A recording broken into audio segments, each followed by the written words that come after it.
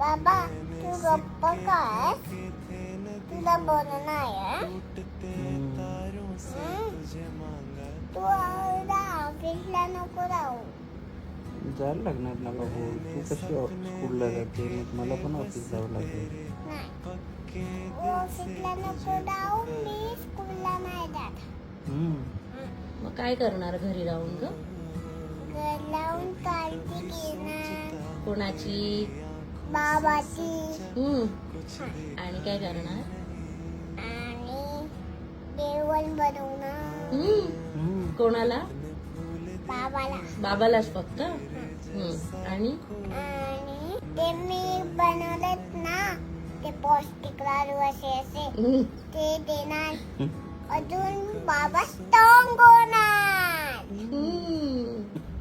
नको राहू ओके बाबा.